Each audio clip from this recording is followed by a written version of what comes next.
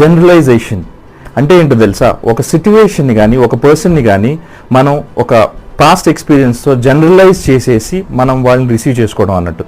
For example ప్రాంతం బేస్డ్గా తెలంగాణ వాళ్ళు అయితే ఇలా ఉంటారు, ఆంధ్ర వాళ్ళు అయితే ఇలా ఉంటారు, ఇండియా సౌత్ ఇండియన్స్ అయితే ఇలా ఉంటారు, నార్త్ ఇండియన్స్ అయితే ఇలా ఉంటారు, యూఎస్ వాళ్ళు ఇలా ఉంటారు, రష్యన్స్ అయితే ఇలా ఉంటారు, సౌత్ ఆఫ్రికన్ చైనా వాళ్ళు ఇలా ఉంటారు అని ఒక జనరలైజ్డ్గా ఫిగర్తో మనం ఒక పర్సన్ని దగ్గరికి వెళ్ళి మాట్లాడకూడదు. ఓకే, అండ్ ఎస్పెషల్లీ అందులో ఉన్న నెగిటివ్స్ బేస్ చేసుకుని అస్సలు మాట్లాడుకోకూడదు. అంతెందుకు సార్, క్యాస్ట్ బేస్డ్ కూడా మనం జనరలైజ్ చేసి మాట్లాడుతుంటాం. సో ఇప్పుడు ఏంటంటే మనం ఒక జనరలైజ్ చేద్దాం, ఒక పాజిటివ్ పాయింట్స్లో జనరలైజ్ చేద్దాం. ఫర్ ఎగ్జాంపుల్ తెలంగాణ వాళ్ళు స్ట్రైట్ ఫార్వర్డ్ ఉంటారా అని వెళ్ళి ఒక తెలంగాణ వాడితో స్టార్టప్ ఎలా ఉండే, ఆంధ్ర వాళ్ళు చాలా మర్యాదిస్తారా అనే ఒక ఇంప్రెషన్తో వెళ్ళండి. అలాంటి జనరలైజేషన్ పెట్టుకొని మనం కనుక ఒక వ్యక్తితో కనుక ఒక సిచ్యువేషన్తో కనుక ఉండగలిగితే ప్రతిదీ మనకి హ్యాపీ ఉంటుంది. సో మనం వెళ్ళే ముందే డిసైడ్ అవ్వకండి, దాన్ని పాజిటివ్గా డిసైడ్ అయ్యి వాళ్ళతో వెళ్ళి వాళ్ళ బిహేవియర్ నేర్చుకుని తర్వాత మనం